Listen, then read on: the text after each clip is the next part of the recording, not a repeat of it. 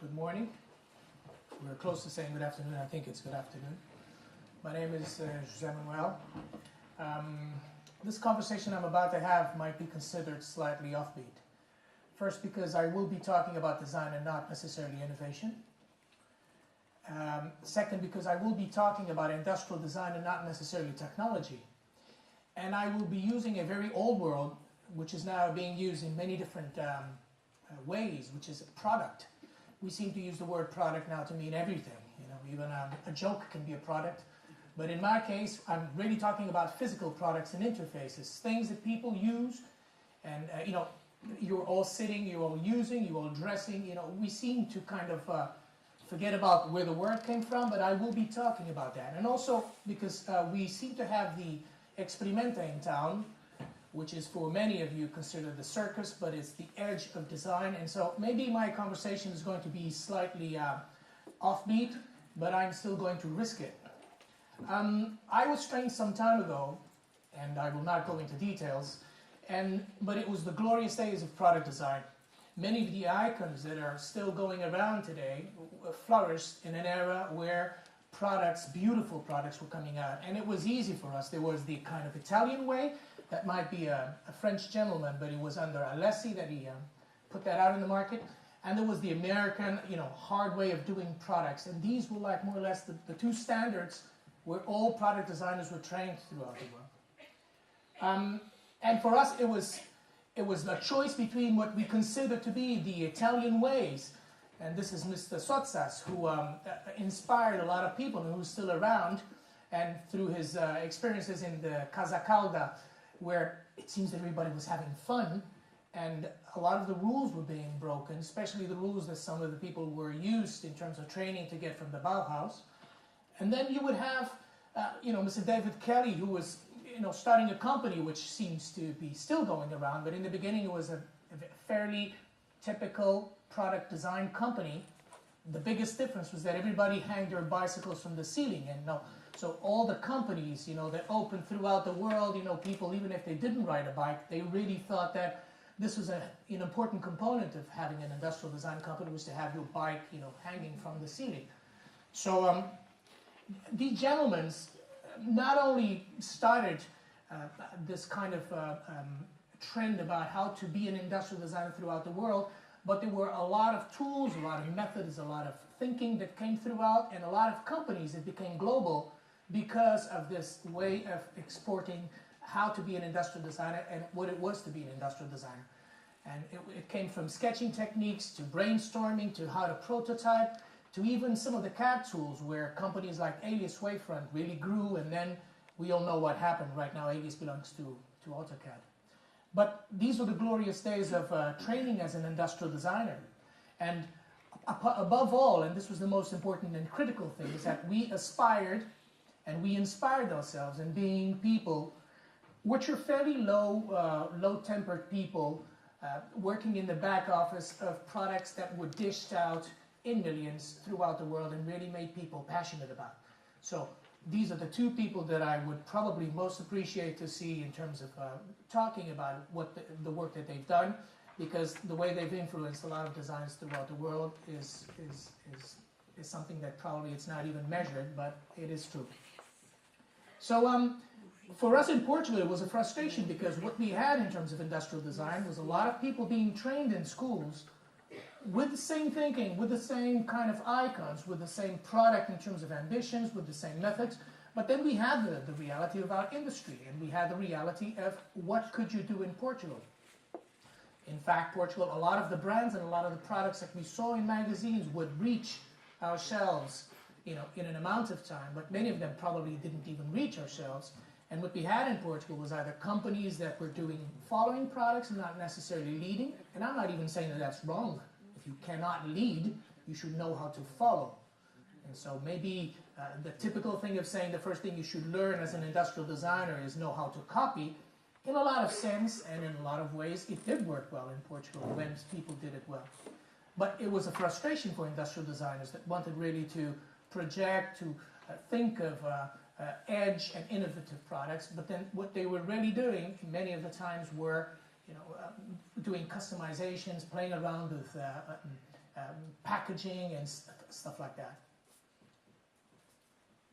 So, but in my case, I made some decisions throughout my life. I went out, I opened, I wouldn't call myself a serial entrepreneur because, this is only 5. Usually you have to go up to 15. But right now, I'm in my 5th project. I call it my 10-year project. I've done a year, so now it's my 9-year project. But basically, I was pretty happy with myself, especially when I was in Spain. And I thought, I done it, I did it. And this is when things kind of started to change. In about 1998, we started to hear the first reports about designers, ideal designers in Mexico, finding their toothbrushes, washed upon the shore. And the first complaints that, designers were part of the problem, and we were in fact a big part of the problem because we were designing, we were doing stuff, And so this was the first sign that there was something showing up, and that this issue would probably grow into something that right now it's creating the situation where industrial design is right now. And 2-3 years ago, there was a competition about the greener gadget, which in a certain way might be like a contrasensus. If you're doing a greener gadget, you're not supposed to be doing gadgets if you're already green. And so, industrial designers participate with a number of beautiful, swerving products. But in fact, what won, and that product on top won because people raised their hand, it was also the prize was awarded by the people, was a jar, a marmalade jar with some IT put inside, and this was something that won the prize because it basically told people what the gadgets were consuming. This was infuriating for designers. They didn't really understand why would that product on top win the competition of greener gadgets. And then this gentleman, who apparently did a lot of stuff, and he served as a good example for a lot of industrial designers throughout the world, comes out and says, I was a producer of materiality and I was ashamed of this fact. Everything I designed was unnecessary. So he comes out and he says, I was wrong. I was basically wrong. Right now this gentleman has a TV show, a kind of soap opera about design. So I really don't know where he is in terms of assuming where he was wrong, but still, he did come out and say this, and Mr. Bruce Nussbaum, who is the person that put design in terms of Business Week, in terms of the discussion, also says that designers suck. And I'm sorry, but it's true, because you guys are only looking into your own belly, and you will not look into the bigger picture, and you are part of the problem. You have a lot of tools you could make a change, and you don't do it. Okay, and there's people coming out every day with things telling industrial designers that stuff is wrong, that we're not supposed to be, designing and putting out more stuff. We even have a person that I respect very much saying we have to cut consumption. And so in that house, I go, ooh, there goes another one saying that I shouldn't be designing stuff. But in reality, this affects Portugal in a very dramatic way. It's true. You look at the way design is from the last census, the profession that has a highest problem in terms of getting employed. And right now, people, before at least they had a dream, they wanted to design those beautiful products, but now they don't even aspire. They understand that this is up to the big companies, and this is all made in Asia, so we're kind of being comfortable in just designing very little things. But in reality, when something comes along like service design, typically people will kind of see this as being a threat, and I see this as being an opportunity. The way service design has come onto the board, which is suddenly you can think about the system and not necessarily just about the little interfaces and the products that are part of that system, is a challenge, but also an incredible opportunity to product designers. And so when a company like Live Work, which is right now leading in terms of service design in the UK, which used to be a product design company, when they are saying that it is true that if you are trying to design a new hospital delivery system in terms of service, you should not concentrate necessarily on the status quo or on the ambulance. You have to concentrate on the fact that sometimes, a lady in Braga, if she needs to go to a hospital, between her deciding, the ambulance picking her up, waiting for the doctor, she will probably spend a day in it. And it's got nothing to do with the products. So it's true that in terms of service design is bringing a new scope in terms of what you can do in terms of design. And it's funny enough that when you are looking at some of these systems, all the words that you see up there, there's nothing like the traditional bits of design that we used to look at. You're looking at people, funding, and information. People used to be something that we used to work for, but it was not part of the process. You know, our belly was part of the process, not necessarily people.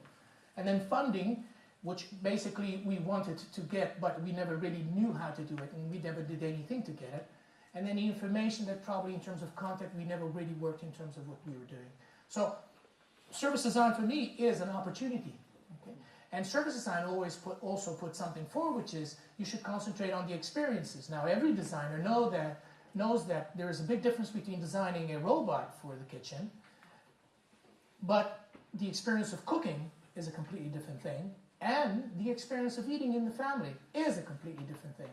And when you look at these things, they are very different things, but the majority of designers, when they were asked for a specific thing. So why are there so many chairs?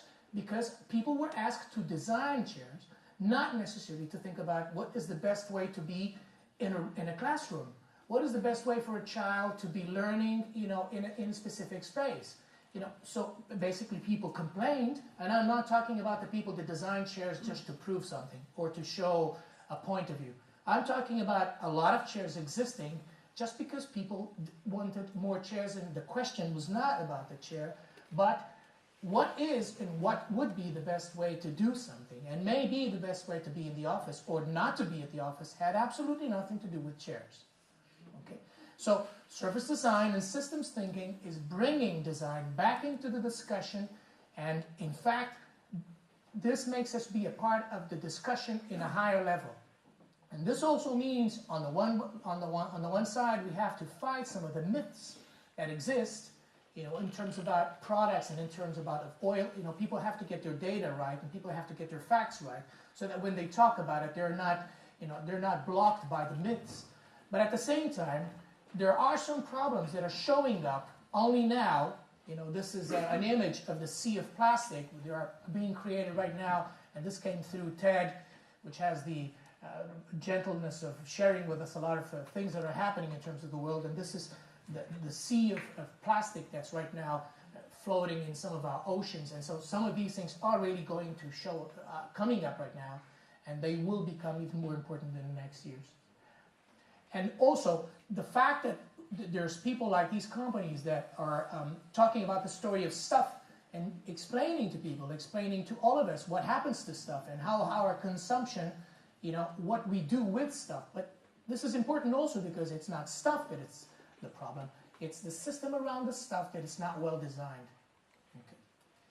Okay. This is Don Norman. He's getting it right. He's saying that the product is more than the product. So I'm happy that a person that comes from the interface and a person that has written so much and is such an idol in terms of what is interactivity, which is screen-based thinking, that he's talking about products in the ways that he's talking. For me, for a person that's dreaming and thinking always about products, it means that I can be comfortable in being my own profession. I don't have to push products. I just have to think about the people and about the systems, and the products will show up. I love the internet. I love the internet because basically what it's doing, it's also putting out a number of products that are very much knowledge and information dependent, and if you didn't have the products, you wouldn't be able to deliver the service.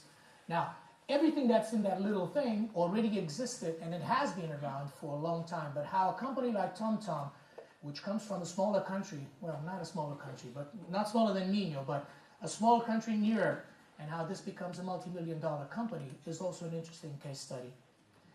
And also, right now, there are new series of products that are coming out. This is a DAB, a satellite radio, that puts people that are listening to the same music in contact with each other. So everywhere that there is an internet and there is content and there's social networks, there is an opportunity for new products and for new delivery of those services. I don't defend products for a personal reason. It's not that there is enough written things about the importance of products, but it's how we deal with them and the history that we put on those products. And it can be a pencil or a Jaguar, but the way we relate to products and the way we make those products as part of our life, it's not something that I want to discuss because I have the feeling that this is clear. We all have a certain number of products that we are specifically attached to and very fond of. And even though we might evolve into a society where everything is for free, for rent, that finally you will not need to buy a drill, which you will only use twice a year, if you're unlucky enough. Maybe you can just basically rent it and you pay by the minute. Even if that evolves into that sense, there will always be products and interfaces. And those will have to be designed, probably designed a different way, and probably even better designed than they are right now. And I don't care what will happen to those products. They'll be blown apart, personalized, cut apart. This is Jen Shipchase, a gentleman from Nokia, who's doing ethnography work throughout the world, explaining how people use mobile phones, and explaining how, in fact, mobile phones are evolving throughout the world. And this is the way I think we will all deal with products. We will make those products our own by changing them and by making all different sorts of things. But my basic discussion, and this is my final point to you, is that I really do believe that the product space conditions the development of nations. And when I mean products, and I mean the environment, the ecosystem around products. This gentleman called Cesar Hidalgo is in fact from South America, but he's studying in Harvard. He has quite a lot of work published in the importance of what is called product networks and product ecosystems for a specific country. So, though it is true that we know that we can produce products in Asia, and I have absolutely nothing against Asia. There will always be Asias, and there will always be the need for the other part of the country to understand that there will always be this type of competition. But in fact, what I'm saying is that we should understand products and not just by the simple comparison of a product by product. It's not about the piece of the IT or the component or the plastic part. It should be understanding the whole network and the impact that that network has in the country. And so this is part of the work that Mr. Hidalgo is putting out. He's really tracking what is happening to many different countries, Malaysia, and to many different countries when you are able to build physical products and the impact that that has in the whole context and the whole environment. So I've been kind of trying to work further in this thing and getting to know Mr. Hidalgo and his work to try to defend this in terms of the work that we've been doing in Portugal. So this is the company that I lead. I opened it in August 2008. Perfect timing, It's a small company. What we are trying to do is through our work. So we've been very kind of low in terms of communication. We are now going to start to communicate. This is a coffee machine. It's a simple coffee machine, you might say. It will be out in 2 weeks. This is the world premiere. It belongs to a company called Delta, who is a local company who has responsibilities in terms of being a local brand and what does being a local brand means. But this coffee machine was designed, manufactured 100% in Portugal. And it is a competitive product in terms of what Asia is producing. And this is in electrical appliances where somebody would say that that is probably impossible. But the most important thing about this machine, it's not the machine itself. You might discuss, but it's just a coffee machine. And in fact it is. The important thing about it is the impact that this coffee machine has in a number of things that are happening around. And it is true that in terms of the industry, yes, you do have things that are happening in terms of molds, in terms of injection, in terms of manufacturing, but you also have in terms of communication, everybody that's dealing with it. You have in terms of Delta, because the impact that it has inside and on the standards that it creates inside the company to keep trying to do things in Portugal, it's important, and they are competing against very large multinationals. You have an impact in terms of retailers, which will come to Delta and say, I want this because I really want this to be a competitive product in terms of what I have, but I'm not going to make silly choices. If you're giving me something which is double the cost of something that I already have in my hand, I will not do that. So it's important that those rules stick to it. R&D, there's quite a lot of R&D being created through this, both internally and through external work. There's about 3 patents. There's a lot of work in terms of IP being generated, so there's lawyers and people in the legal area working with this. It does put some competition standards because it does tell the competition that, hey, you might be in this market however you want to be, but this company has made choices, and those choices though they might sound silly, they are sound choices about how to be in the Portuguese market. And then, of course, in terms of design, but there's also software and there's different things into it. So this is basically what I wanted to share. And so I do come out, full front, saying that I do love products. I'm happy to be a product designer. After all these years trying to find out, is this really what I am? And I have been called many different things, from manager to management design and things. But I am a product designer. Products are important to society and to people. Product environments are even more important in terms of country development. Portugal needs products of their own. And when I mean products, I mean really, complex solutions that include content, service, the products itself, and etc. And Portugal can aspire to have global products. Thank you.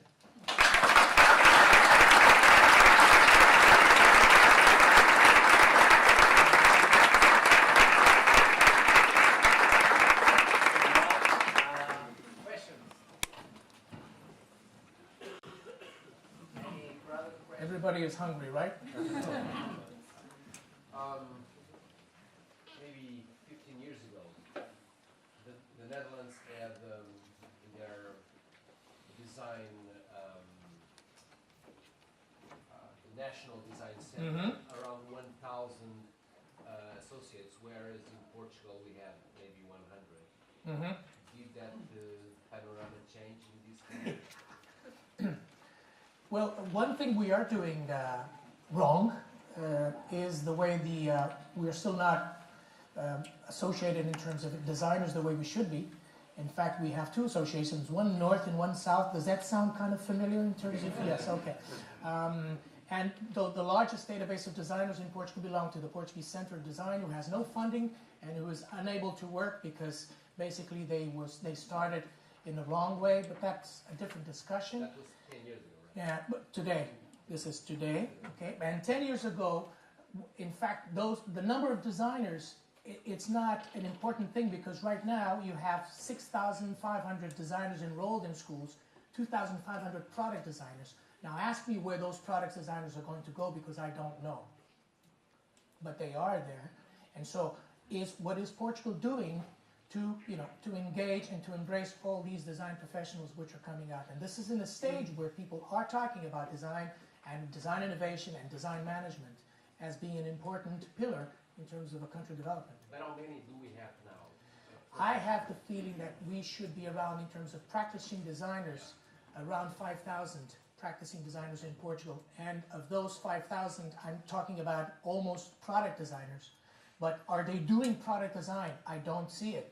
I don't know if you see it, but I don't see that.